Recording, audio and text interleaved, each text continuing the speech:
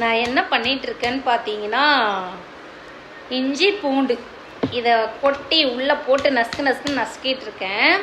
இந்த உரல் கல்லில் வந்துட்டு இஞ்சி பூண்டு நசுக்கி குழம்பு வச்சாலோ இல்லை அம்மியில் வச்சு அரைச்சாலோ இந்த மாதிரி வந்து குழம்பு பண்ணும்போது மிளகு ஜீரகம் ரசிக்கும் போதும் நல்லாயிருக்கும் டேஸ்ட்டு.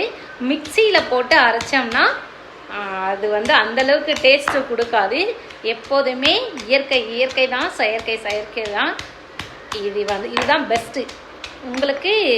அதே இன்னொன்று, ஏன் சோஃபாவில் உட்காந்து இதை வச்சுட்டு இப்படி நசுக்கிட்டு இருக்கேன்னா, எனக்கு ஆப்ரேஷன் பண்ணியிருக்கேன். கீழே உட்காந்து பருப்பு கடைய முடியாது, அப்புறம் மிளகு ஜீரகம் நசுக்க முடியாது.